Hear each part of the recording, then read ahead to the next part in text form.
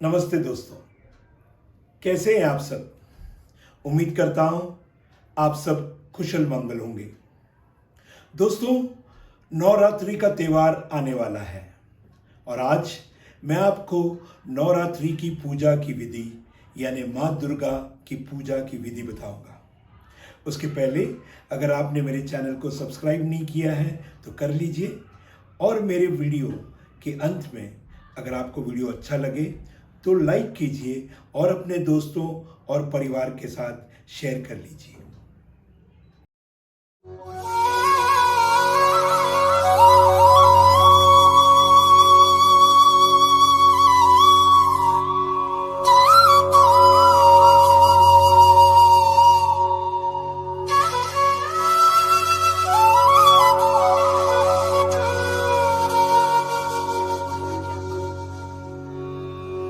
सबसे पहले स्नान करके पूजा स्थल की जगह को गंगा जल के छींटे मारकर शुद्ध करें।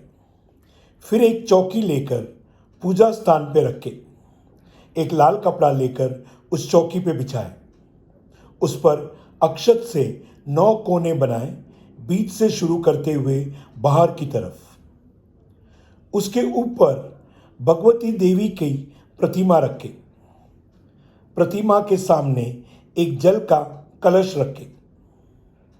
देवी पुराण के अनुसार कलश को ही 9 देवियों का रूप माना जाता है, इसलिए नवरात्र में कलश की पूजा की जाती है। कलश पर मौली बांधें।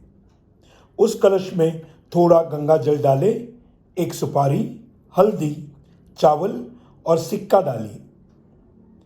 आम के या पान के पत्तों को सजाकर कलश पे रखें। फिर एक नारियल लें, उस पर मौली बांधिए और फिर उस नारियल को पान के पत्तों के ऊपर सजा कर रखिए। फिर एक घी का अखंड दीपक लेकर प्रतिमा के दाएं यानी प्रतिमा के राइट साइड में रखें, लेकिन याद रखें उसे अभी जलाना नहीं है। पूजा की थाली को और पूजा की सामग्री को पूजा के स्थान के पास रखिए।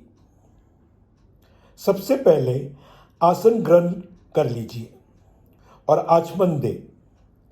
पहले दाएं हाथ से जल ले और बाएं हाथ में डालें। दोनों हाथों को शुद्ध करें।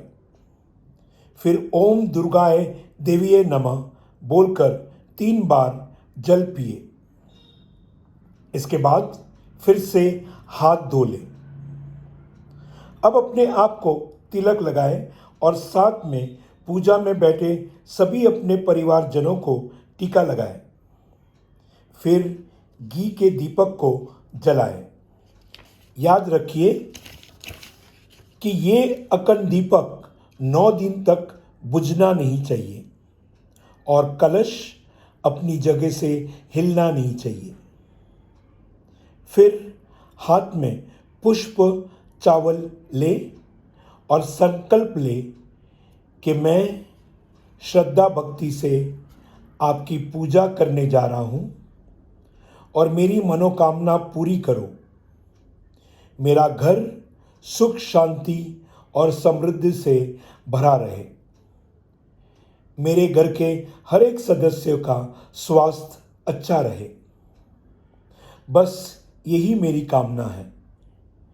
ये बोलकर माता के सामने पुष्प और चावल छोड़ दें। अब फूल से जल ले और जल का छिड़काव प्रतिमा और कलश पे करें। इसके बाद हल्दी कुमकुम से दुर्गा माँ की प्रतिमा पर तिलक लगाएं और कलश पर भी टीका लगाएं। इसके बाद अक्षत को प्रतिमा के ऊपर छोड़ें और कलश पर भी अर्पित करें। अब एक चुनरी माता के प्रतिमा पे चढ़ाएं। अब कलश पे रखे नारियल पर भी चुनरी चढ़ाएं। अब कलश पर छुट्टे फूल अर्पित करें और माता रानी के प्रतिमा को हार पहनाएं। इसके बाद श्रृंगार का सामान माता के चरणों में रख दें और सुहागन औरतें माता के चरणों में श्रृंगार रखकर अपने सुहाग की रक्षा के लिए प्रार्थना करें। अब फूल द्वारा माता की प्रतिमा पर और कलश पर इत्र छोड़ें। अब अगरबत्ती माता को दिखाएं। घर में बने प्रसाद को माता को दिखाकर चौकी के पास रख के अब 5 प्रकार के फल माता रानी को चढ़ाएं। ध्यान रखें, माता रानी को कभी भी खट्टे फल न चढ़ाएं। अब नारियल और दक्षिणा माता की प्रतिमा के पास रखें। अब मिट्टी का छोटा मटका लेकर उसमें मिट्टी डालें और जौ को बो दें। ऊपर से मिट्टी के ऊपर शुद्ध जल डालें और मटकी के ऊपर मौली बांधकर मटका प्रतिमा की बाईं तरफ रख दें। अब मटकी पे हल्दी कुमकुम का टीका लगाएं। अब वही टीका अपने माथे पर और सुहागन महिलाएं अपने मांग पे लगाएं। थोड़े से छुट्टे फूल मटके पे अर्पित करें। इस रिवाज को बहुत लोग खेती बिजाना कहते हैं। खेती में पहले नवरात्र से लेकर आखिरी नवरात्र तक रोज सुबह शुद्ध जल डाल दें। माना जाता है कि खेती जितनी अच्छी होती है, माता उतनी ही प्रसन्न होती है। विसर्जन वाले दिन खेती को लाल चुनरी से ढककर उस पर कुछ पैसे रखकर विसर्जन करते हैं। अब दोनों हाथों में फूल लेकर और अक्षत लेकर दुर्गा माँ से प्रार्थना करें कि इस पूजा विधि में हमसे अगर कोई भी गलती हो गई है तो हमें क्षमा करें। और फिर ओम दुर्गाय देवियाय नमः का उच्चारण 3 बार जोर से करते हुए माता के चरणों में फूल और अक्षत छोड़ दें। अब दुर्गा माँ को कपूर और घी का दीपक जलाकर आरती करें और फिर अपने परिवार को आरती दें और खुद भी आरती लें। आरती की थाली माँ के पास रख दें और फिर 1 चम्मच पानी लेकर आरती के ऊपर से घुमाएं और फिर उसे नीचे छोड़ दें।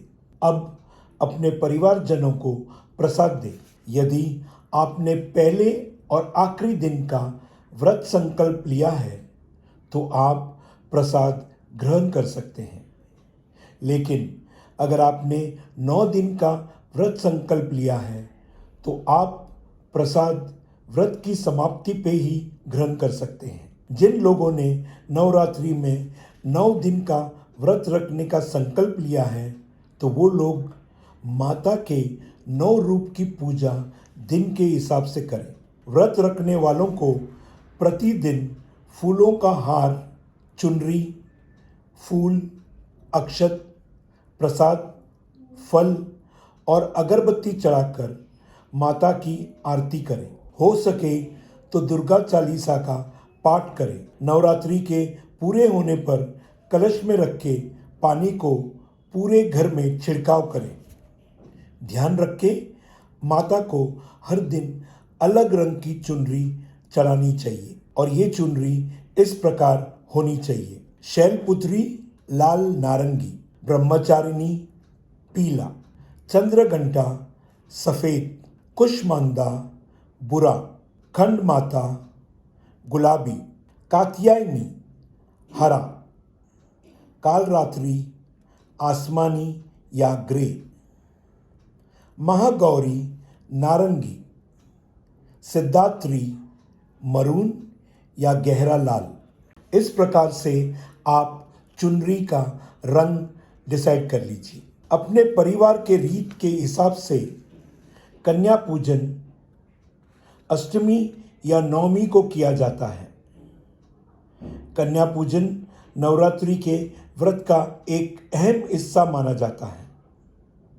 इस पूजन के लिए 10 साल तक की 9 लड़कियों की ज़रूरत होती है। इसमें महिलाएं माँ जगदम्बा के सभी 9 रूपों को याद करते हुए सभी लड़कियों के पैर धोती हैं। उनके हाथ में मौली बांधकर माता पे बिंदी लगाती हैं। उनको हलवा पूरी और चने खिलाकर कुछ तोहफे और रुपये भी देते हैं। जय माता दी कहकर कन्याओं के पैर छूकर उनके जाने के बाद खुद और अपने परिवार के साथ प्रसाद और भोजन उसी जगह पे करें जहां कन्याओं का भोजन परोसा था। तो दोस्तों, ये थी नवरात्रि की पूजा की विधि। हम फिर मिलेंगे अगले वीडियो में कोई नए टॉपिक के साथ। तब तक आज्ञा दीजिए और अपना ख्याल रखिए।